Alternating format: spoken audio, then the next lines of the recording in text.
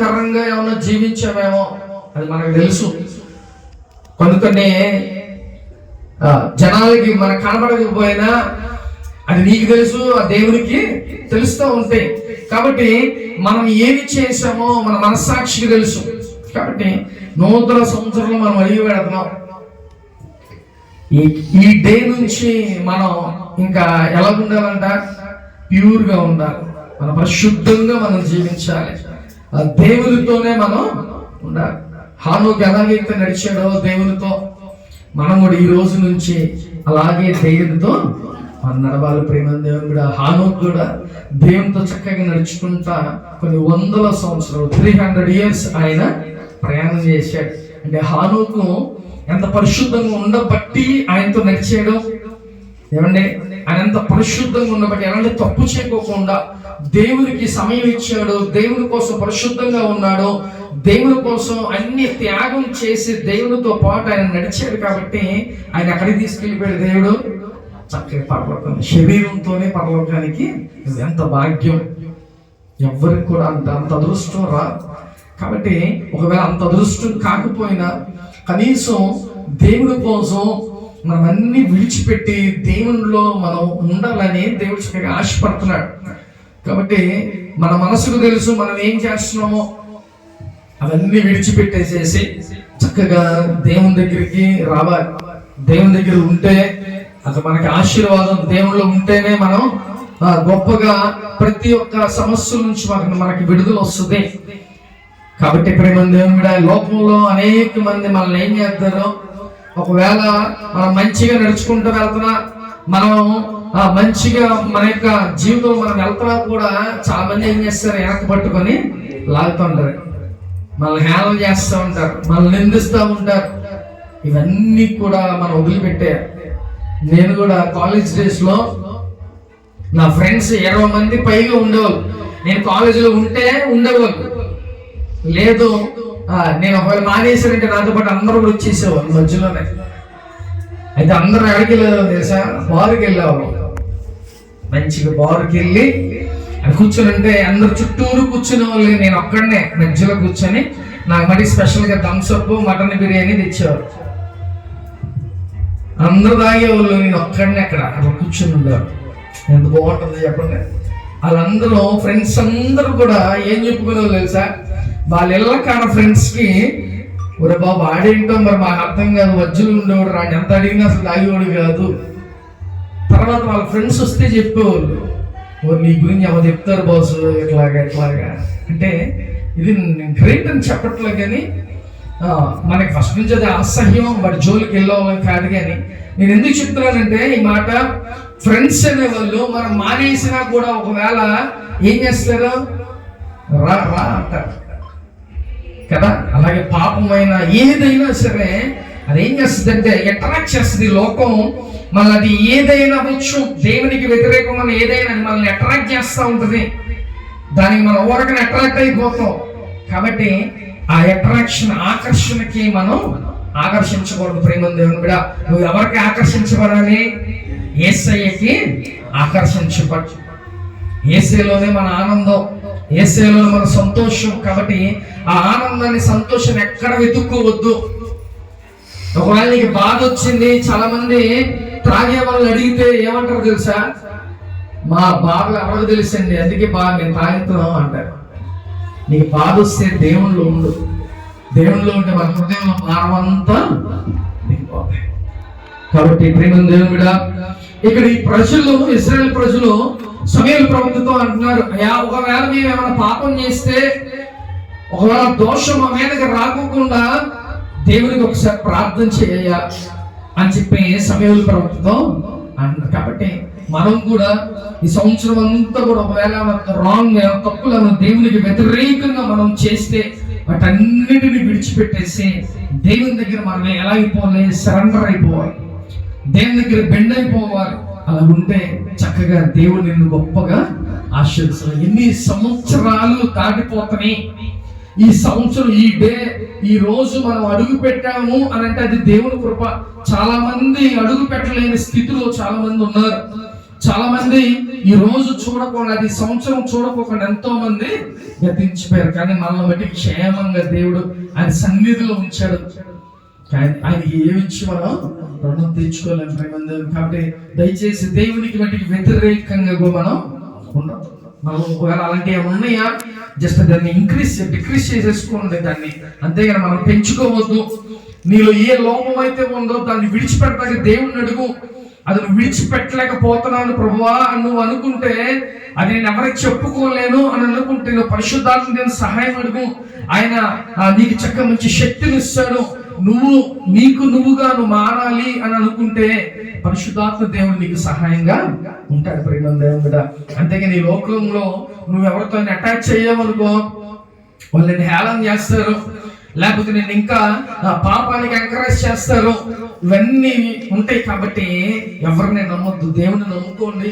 చక్కగా నువ్వు దేవునిలో మంచిగా నువ్వు ఇంక్రీజ్ అవ్వాలి, దేవునిలో గొప్ప స్థితిలో నువ్వు ఉండాలి, మంచిగా ఎదగాలని దేవుడు ఆశపడతాడు. కాబట్టి ఈ సంవత్సరం అయినా మనందరం మనం చేసే ప్రతి పాపాలు, దేవునికి ఉన్న ప్రతి ఒక్క ఆయనకి వ్యతిరేకంగా, ఆయనకి ఆయాసకరంగా మనం ఏమైనా చేస్తున్నామేమో అవన్నీ ఈ సంవత్సరం మనం వదిలిపెట్టాలి ప్రేమ దేవుని బిడ్డ. హల్లెలూయా.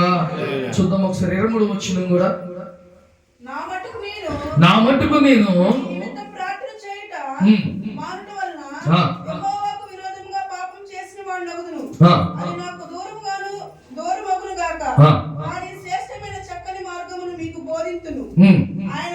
ఆయన మీ కొరకు ఎన్ని గొప్ప కార్యములను చేసినో అది మీరు తలంచుకొని మీరు యెహోవా యందు భయభక్తులు కలిగి నిష్కపటులై పూర్ణ హృదయముతో ఆయన సేవించుట ఆవశ్యకము. హల్లెలూయా. ఎంత గొప్ప మాటలో తెలుసా, సమూయేలు ప్రవక్త అన్నాడయ్యా, మీ గురించి నేను ప్రార్థన చేయటం బట్టి నేను మానట్లా, ఒకవేళ యెహోవాకు విరోధముగా పాపం చేసిన వాడు నగుదును. అందుకనే ఆయన ఏదన్నా ప్రార్థన చేస్తున్నాడు ఆ ప్రజల గురించి. కానీ ఆయన ఏం మాటలు చెప్తున్నాడు తెలుసా, ఆయన మీ కొరకు ఎన్ని గొప్ప కార్యాలు చేస్తున్నాం. మొట్టమొదటిగా దేవుడు మన జీవితంలో ఎన్ని గొప్ప కార్యాలు చేసి ఉంటాడు. ఒకసారి 2024 మనం ముందు పెట్టుకొని ఒకసారి మనం చూసుకుంటే ఎన్ని కార్యాలు చేసి ఉంటాడు. అనారోగ్యం వస్తే దేవుడు స్వస్థపరిచాడు, నీ అవసరాలు అయితే దేవుడు అవసరాలు తీర్చాడు, లేకపోతే యాక్సిడెంట్స్ తప్పించాడు. దేవుడు అనేకమైన కార్యాలు నీ జీవితంలో చేశాడు. ఒక 1 year మనం క్యాలిక్యులేట్ చేసుకుంటే చాలా కార్యాలు ఉంటాయి. చాలా మంది చక్కగా హాస్పిటల్స్ తిరిగి వచ్చిన వాళ్ళు ఉన్నారు, లేకపోతే దేవుడు అనేకమైన సమస్యల నుంచి విడిపించాడు. నువ్వు బాధలో ఉంటే దేవుడు నిన్ను ఓదార్చాడు, నీతో మాట్లాడాడు, నీ ధైర్యపరిచాడు. ఇన్ని కార్యాలు ఒక 2024లోనే చేస్తే చిన్నప్పటి నుంచి ఇప్పటి వరకు ఎన్ని చేసి ఉంటాడు నా దేవుడి జీవితంలో. ఒకసారి జ్ఞాపకం చేసుకోండి. అందుకనే మొట్టమొదటిగా ఆయన చేసిన గొప్ప కార్యాలు ఏం చేసేయాలంట, తలంచుకో, జ్ఞాపకం చేసుకో. అలా జ్ఞాపకం చేసుకుంటే ఏమిటంటే, నువ్వు దేవునికి వ్యతిరేకంగా ఉండేటప్పుడు ఒకసారి నువ్వు జ్ఞాపకం చేసుకున్నావా, ఏమనిపిస్తుంది తెలుసా, అరే దేవుడు ఇంత కార్యాలు చేశాడు నా జీవితంలో, మనం దేవునికి వ్యతిరేకంగా ఉంటే అసలు ఎలా ఉంటది అనే ఒక థాట్ ఒక మనసులో మనకి ఉంటది. నిజంగా ఇన్ని కార్యాలు చేశాడు, మనం దేవునికి వ్యతిరేకంగా ఉంటే ఎలాగా, ఆయన ఎదుట మనం తప్పు చేస్తే ఎలాగా అనే విషయాలు మనకి ఏమైందంట జ్ఞాపకం వస్తుంది. అరే నాకు అనారోగ్యం వచ్చి నన్ను ముక్తి స్వస్థపరిచాడు నా దేవుడు, లేకపోతే నా అవసరం వస్తే అవసరం తీర్చాడు నా దేవుడు, ఇన్ని చేశాడు కదా, నేను ఆయనకి దాగి ఉండి ఏమైనా చేయగలవా? ఒకవేళ నువ్వు అలా చేసినా, ఎక్కడ నువ్వేమి ఈ భూలోకంలో లేకపోతే ఎక్కడ నువ్వు ఏది చేసినా ఆయన ప్రతిదీ చూసే దేవుడే. కాబట్టి ప్రేమ దేవుడా, నువ్వు కూడా నీ జీవితంలో ఎన్ని కార్యాలు చేశాడో అన్ని కార్యాలు, ఒక బుక్ కూడా సరిపోదు మనకి మనం రాసుకుంటే. కాబట్టి అన్ని కార్యాలని, సమ్ ఇంపార్టెంట్ కార్యాలను నువ్వేం చేయాలి గుర్తుపెట్టుకో. అవి నీ క్లిష్టమైన పరిస్థితుల్లో దేవుడు చాలా అవసరాలు తీర్చుంటాడు. అవన్నీ ఒకసారి జ్ఞాపకం చేసుకో. ఆ టైంలో ఎలా ఉంటుంది తెలుసా, దేవా నాకు హెల్ప్ చేయవా, దేవా ఒక్కసారి నాకు సహాయం చేయ, అయ్యా నీకు సాక్షిగా నేను ఉంటానని మనం ఎన్నిసార్లు మన మనసులో అనుకుని ఉంటాం కదా. ఎవరికి చెప్పకపోయినా మన మనసులో మనం అనుకుని ఉంటాం, దేవా ఒక్కసారి నాకు సహాయం చేయ అని నువ్వు ఎన్నిసార్లు దేవుణ్ణి అడుగుంటావో. ఇన్నిసార్లు నువ్వు అడిగి అయినా మళ్ళీ దేవునికి వ్యతిరేకంగా ఉండి, అయినా దేవుని సన్నిధి ఇంకా దూరంగా ఉంటే అది మనం దేవునికి చాలా మనం ఇంకా అది అవమానకరంగా మనం జీవిస్తున్నట్టు ఎట్లుంది మేడ. కాబట్టి ఒకసారి జ్ఞాపకం చేసుకో, దేవునికి ఆయాసంగా ఉండొద్దు. ఆయన చేసిన కార్యాలన్నీ మొట్టమొదటిగా నువ్వు తలపోసుకో. నువ్వు ప్రతి ఎవ్రీ డే దాన్ని నువ్వు గుర్తు చేసుకో. నీ స్థితి ఎలా ఉండాల్సిన స్థితిని ఎలాగ దేవుడు తీసుకొచ్చాడు ఒకసారి జ్ఞాపకం చేసుకుని కూడా. ఒకసారి మన బంధువులే మనకు సహాయం చేసే స్థితిలో ఉండుంటాం కదా. వాసు బ్రదర్ చెప్పారు, ఆయన పరిస్థితి చాలా దారుణం. నేను చూశాను. మనం బాగుంటే మన బంధువులు ఉంటారు, మన స్నేహితులు మన దగ్గరికి వస్తారు. నీకు బాగాలేదనుకో ఎవ్వడరా, కానీ ఒకడు వెంటనే ఉంటాడండి. ఎప్పుడు నీ అవసరతలో, నీ సంతోషంలో, నీ దుఃఖంలో ఎప్పుడు కూడా నా దేవుడిని విడిచిపెట్టేవాడు కాదు. బట్టి జ్ఞాపకం. కానీ మనం మోసం చేసేది ఎవరున్నాయా అంటే ఆయన్నే మనం మోసం చేస్తున్నాం.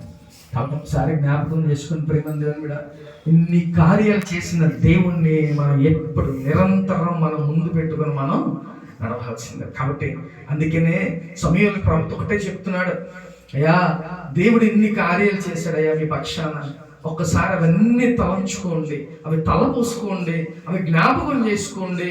మళ్ళీ ఆ బ్యాక్కి వెళ్ళొద్దు. నువ్వు మంచిగా అన్ని తలంచుకో, అవన్నీ తలపోసుకో, ఆలోచించుకో అని చెప్పి ఇశ్రాయేలు ప్రజలకి చెప్తున్నాడు ప్రియమందేవుని కూడా. కాబట్టి మనం కూడా ఏం చేయాలంట, నీ జీవితంలో చేసిన కార్యాలు నువ్వు మర్చిపోమాక. నువ్వు ద్రోహం చేసినట్టే యేసేయండి, నువ్వు మోసం చేసినట్టే యేసేయండి. కాబట్టి ప్రియమందేవుని కూడా అసలు మన జీవితంలో చేసేవాడే ఆయన, అలాంటి వాడినే మనం మోసం చేస్తున్నాం. ఒకసారి జ్ఞాపకం చేసుకో. కాబట్టి ఈ సంవత్సరం అయినా దేవా నీకు నేను నమ్మకంగా ఉంటానయ్యా, నమ్మకంగా నేను ఉంటా అని నువ్వు ప్రామిస్ చేసుకో దేవుని దగ్గర. ఎందుకంటే ఆయన మోసం చేస్తే మనకు సహాయం చేసేటప్పుడు ఉండడు, గుర్తుపెట్టుకోండి. అందుకే నిన్న లాస్ట్ మినిట్స్ లో మనం ఎన్నిసార్లు ఆయన బతిని అడుగుని ఉంటామో. కాబట్టి ఒకసారి జ్ఞాపకం చేసుకోండి ప్రియమైన దేవుడా, నీకు చేసిన కార్యాలన్నీ నువ్వు ఒకసారి రిమెంబర్ చేసుకో, జ్ఞాపకం చేసుకో. అది మటుకు మర్చిపోమా. చూద్దాం నెక్స్ట్ ఏంటి, మీరు యెహోవా యందు భయభక్తులు కలిగి నిష్కపటమైన పూర్ణ హృదయంతో సేవించుట ఆవశ్యకము. చాలు. హల్లెలూయా. మొట్టమొదటిగా ఇశ్రాయేలు ప్రజల్ని నువ్వు చేసిన, దేవుడు చేసిన కార్యాలని నువ్వు తలంచుకో, జ్ఞాపకం చేసుకో, రిమెంబర్ చేసుకో. దేవుడు ఆయన సమూయేలు ప్రవక్త చెప్పిన తన ప్రజలకి. అలాగే రెండవదిగా ఎలా ఉండాలంట, ఆయన ఇన్ని కార్యాలు చేసిన వ్యక్తికి నువ్వు ఎలా ఉండాలి, భయపడాలి, భయభక్తులు కలిగి ఉండాలి. దేవుడు ఎలాంటి వాళ్ళని ఇష్టపడతాడు తెలుసా? యాక్టింగ్ చేసే వాళ్ళని ఇష్టపడతాడు దేవుడు. నువ్వు రియల్గా దేవునికి భయపడితే ఆయన చూసే దేవుడు. నీ యాక్షన్, నీ రియాక్షన్లు అన్నీ ఆయన తెలుసు. అర్థమవుతుందా? దేవుని నిజంగా నువ్వు భయపడే వ్యక్తి అయితే దేవుడు చక్కగా నిన్ను బ్లెస్ చేస్తాడు ప్రేమ కూడా. కాబట్టి ఆయన ఎందుకు నువ్వు భయపడు. ఎందుకంటే మనం చాలా మంది అంటారు, నేను కూడా అంటూ ఉంటా, మా నాన్నగారికి ఒకవేళ తప్ప నేను ఈ భూమి మీద అప్పుడే భయపడను అని చెప్తూ ఉండేవాడిని. నేను కాలేజ్ డేస్ నుంచి కూడా ఎవ్వడికి భయపడే ఉంది కాదు, ఒక్కడికి కూడా భయపడి కాదు. కొడతాం రావడం తల మా నాన్న చూసుకుంటాడు. ఈ ఇదిలో ఉండేవాడిని. అందుకే నేను ఎవరైనా ఒకటే మన చెప్పి, మా నాన్నగారే తప్ప నేను ఎవ్వడికి భయపడను రా అని చెప్పాను. కాబట్టి మనం ఎవరికి భయపడినా భయపడకపోయినా మన దేవునికి ఒక్కరికి భయపడితే చాలు ప్రేమ దేవుడా. భయభక్తులు కలిగి ఉంటే, ఎవరైతే భయపడి గడగడ వణికి ఆయన ముందు మోకరిస్తారో ఆయన్ని నేను దృష్టిస్తానని చెప్పి దేవుడు మాట్లాడుతున్నాడు. నువ్వు నిజంగా దేవునికి భయపడే వ్యక్తి అయితే దేవుడు నేను ఏం చేస్తానో దృష్టిస్తాను, ఆయన చూస్తాను నేను. కాబట్టి దేవునికి భయపడండి, ఆయన ఎందుకు భయభక్తులు కలిగి ఉండటం చాలా అవసరం ప్రేమ దేవుడా. కాబట్టి మొట్టమొదటిగా ఆయన చేసిన కార్యాలు తలంచుకోండి, ఆయన రిమెంబర్ చేసుకోండి. రెండవదిగా ఆయన చేసిన, ఆయన యందు నువ్వు భయభక్తులు కలిగి నువ్వు జీవించప్పుడు ఇంకా దేవుడు ఇంకా అద్భుతాలు నీ జీవితంలో చేస్తాను. నువ్వు భయపడు చక్కగా దేవునికి. ఆయన యందు భయభక్తులు కలిగి ఆయనకి భయపడి నువ్వు ఉండగలిగితే నీ జీవితాన్ని దేవుడు గొప్పగా మలుస్తారు ప్రేమ దేవుడా. హల్లెలూయా. అయితే మూడవదిగా ఏం చేయాలంట, నిష్కపటులై పూర్ణ హృదయముతో ఆయనను సేవించాలి.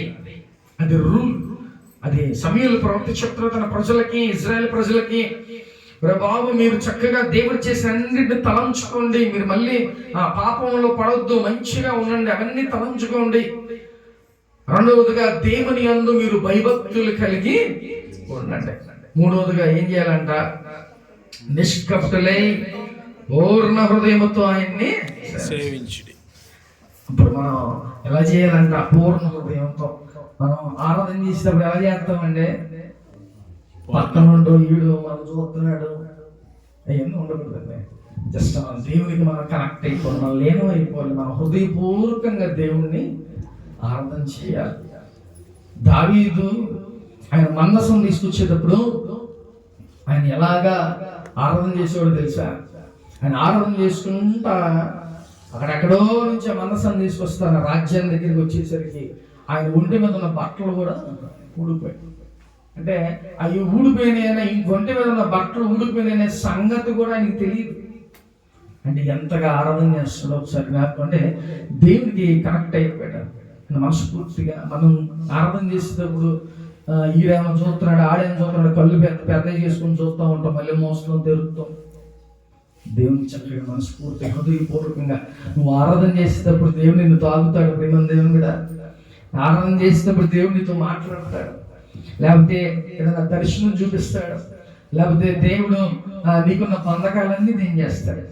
అందుకని ఆరాధన చేసేటప్పుడు నీ హృదయపూర్వకంగా నువ్వు చక్కగా పాడతా దేవునికి లీనమైపోయి నువ్వు,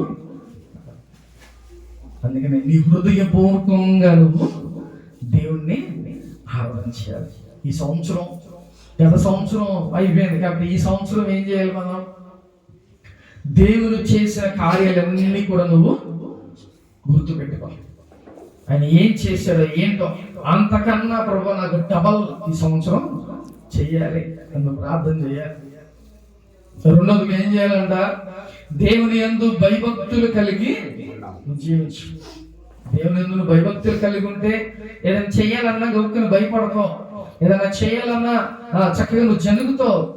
కాబట్టి దేవుని యందు భయభక్తులు కలిగి చేయించాలి. అలాగే ఈ సంవత్సరం కూడా ఎవరైతే బాప్తిస్మం తీసుకుంటున్నారో, ఎవరైతే తీసుకుంటున్నారో వీళ్ళందరూ నెక్స్ట్ స్టెప్ ఏంటో తెలుసా? మీరు చక్కగా పరిశుద్ధాత్మని పొందుకోవాలి. అర్థమవుతుందా? ఈ సంవత్సరం ఎలాగైనా నేను బాప్తిజం తీసుకోవాలి, ఈ సంవత్సరం ఎలాగైనా నేను పరిశుద్ధాత్మని పొందుకోవాలి. అర్థమవుతుందా? అలా మనం ప్రార్థన చేసుకోవాలి. ఆయన మనకి ఎక్కడ దొరకో కొనుక్కోటాయి ఆయనే ఇవ్వాలి. అర్థమవుతుందా? కాబట్టి నువ్వేం చేయాలంట? బాప్తిసం తీసుకున్న ప్రతి ఒక్కరూ కూడా చక్కగా పరిశుద్ధాత్మని దేవుడు ఏది అడిగితే అది ఇస్తానని చెప్తున్నాడు కదా. అడుగుడి మీకు ఇవ్వని అంటున్నాడు. ఒకవేళ నువ్వు అడిగితే నేను కొలతగా ఆత్మ నేను ఇస్తానని దేవుడు మాట్లాడుతున్నాడు. కాబట్టి ఇప్పుడు నువ్వు బాప్తిసం పొందుకుంటే ఇమ్మీడియట్ గా నువ్వేం చేయాలంట? దేవా పరిశుద్ధాత్మ నాకు కావాలి, నా అభిషేకం నాకు కావాలి అని మీరు ప్రార్థన చేసుకోవాలి. మీరు అక్కడే ఉండిపోవద్దు దయచేసి. మీరు ఎదగాలి, అనేక మందికి వాక్యం చెప్పేవారులాగా, అనేక మందిని దేవుని వైపు త్రిప్పేవారులాగా మీరు అందరూ ఉండాలి. కాబట్టి స్టెప్ బై స్టెప్ నువ్వు ఎదిగితేనే, లేకపోతే నీ మాటలు నా మాటలు ఎవడంటాడు? ఏమంటే నువ్వు స్టెప్ బై స్టెప్ ఒకటి నువ్వు నేర్చుకొని బయట వాళ్ళకి ఎవరికైనా చెప్పి దేవుని దగ్గరికి తీసుకొచ్చేలాగా నువ్వు ఉండాలి. అటు విధంగా ఉంటేనే చాలా బాగుంటది ప్రేమ. కాబట్టి ఈ రోజు నుంచి ఈ 3 విషయాలు మన జీవితంలో ఈ సంవత్సరం నుంచి మనం స్టార్ట్ చేద్దాం. మొట్టమొదటిగా దేవుడు చేసిన కార్యాలు, అద్భుతాలు తలంచుకో, అవి మర్చిపోమాకండి. అలాగే రెండవదిగా దేవుని యందు భయభక్తులు కలిగి నువ్వు జీవించు. మూడవదిగా పూర్ణ హృదయంతో మీరు ఆయన ఆరాధన చేయండి. అది ఆవశ్యకం. సమూయేలు ప్రవక్త అన్నది షూర్గా కంపల్సరీ మస్ట్ అండ్ షుడ్గా మీరు చేయాల్సిందే కదా. ఆవశ్యకం అనే బోర్డుకి అదేగా అర్థం. కంపల్సరీగా మీరు ఇది చేయాల్సిందే. కాబట్టి దేవుని మన మనస్ఫూర్తిగా, మన హృదయపూర్వకంగా దేవుని మనం ఆరాధన చేయాలి. ప్రేమ హల్లెలూయా. కాబట్టి ఈ రోజు నుంచి, ఈ సంవత్సరం నుంచి మనం ఏం చేయాలి? ఈ సంవత్సరంలో మన బ్రతుకులు మారిపోవాలి. ఈ సంవత్సరంలో మన స్థితిగతులు మారిపోవాలి. ప్రేమ దేవుడా, అది కేవలం నువ్వేదో పెద్ద పని చేసేస్తే నాకు డబ్బులు వచ్చేస్తాయి ఇది కాదు. దేవునిలో ఉంటే అన్ని ఆయనే సమృద్ధికి ఇస్తాడంటే మనం క్రమంగా దేవుని దగ్గర సరిగ్గా లేకే ఏం పొందుకోలేకపోతున్నాం. అర్థమవుతుందా?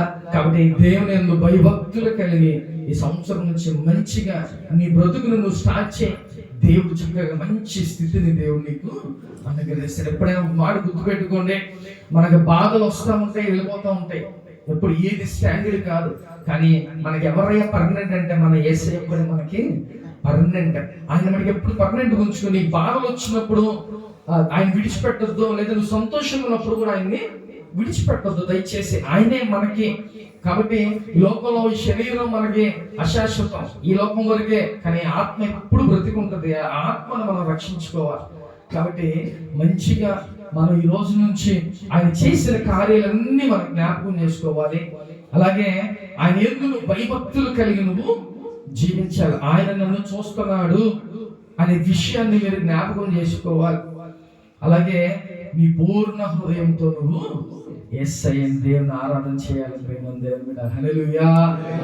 ఈ సంవత్సరం అంతా చక్కగా మనమంతా దేవుని యందు భయభక్తులు కలిగి ఉండాల్సిందే. కాబట్టి ప్రేమ దేవుని ఈ సంవత్సరం అంతా కూడా ఇటు విధంగా మనం జీవించగలిగితే మనందరం మంచిగా అనేక మందిని దేవుని వైపు ఆకర్షిష్టపడతాం. అనేక మంది ముందు మనం గొప్ప సాక్షిగా నిలబెట్టగల. ఇందాక గోపి చెప్తున్నాడుగా, ఏమంటే అంటే ఇక్కడ ఉన్న వాళ్ళ ప్రతి ఒక్కరికి ఒక్కొక్క చరిత్ర ఉంటుంది. మనం దేవుని దగ్గరికి వచ్చామంటే అది దేవుని యొక్క అంటే నీ మీద ఉన్న ఇష్టం, నీ మీద ఉన్న ప్రేమ ఆయన ఇక్కడ నేను తీసుకొచ్చాడు. అర్థమవుతుందా? కాబట్టి మీరందరూ అంటే యేసయ్యకి ఇష్టం. అర్థమవుతుందా? మోషే తన ప్రజల్ని అరిశాడు, తిట్టాడని చెప్పి ఆయన కానాను దేశానికి పంపించాడు. ఏమంటే ఆయన ఎంత నడిపించాడో, ఎంతగా ఆయన సేవ చేశాడో. ఆయన ఏం చేశాడంట, తన ప్రజల్ని తిట్టాడు. అందుకే దేవునికి ఏమొచ్చిందంట, కోపం వచ్చింది. నా ప్రజలను అంట నువ్వెవడం అని చెప్పి ఆయన కానాను దేశానికి, అంటే తన ప్రజలంటే ఎంత ఇష్టమో. మీరందరన్నా కూడా దేవునికి చాలా ఇష్టం. ప్రేమ దేవుని కూడా.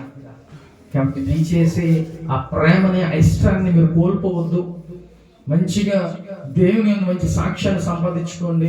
ఈ సంవత్సరం నుంచి మనం అనేక మందిని దేవుని వైపు త్రిప్పేవారిలాగా మనం ఉండాలి. దేవుని పని నేను ఇక్కడ వాక్యం చెప్తున్నా అంతే, నేను పెద్ద గొప్ప కాదు. మీరందరూ చక్కగా అనేక మందికి సువార్తను అందించాలి. మీకున్న జ్ఞానం చక్కగా ఇతరులకి పంచాలి. మీకున్న సాక్ష్యం, మీకు చేసిన దేవుడి కార్యాలు ఇవన్నీ కూడా చెబితే కొంతమంది ఆకర్షితులు అవుతారు. అప్పుడు దేవుని పని మనం చేసినట్టు. అర్థమవుతుందా? నేను వాక్యం చెబుతా, మీరు అది చేసినా కూడా మీరు కూడా దేవుని పని చేసినట్టే. కాబట్టి ప్రేమ దేవుడా, నువ్వు కూడా చక్కగా భయభక్తులు కలిగి ఈ సంవత్సరం నుంచి దేవుళ్ళ మనందరం కొనసాగుతాం. హల్లెలూయా. ఆత్మ చెప్పుచున్న మాట చెబుడు వినుగాక. ఆమేన్.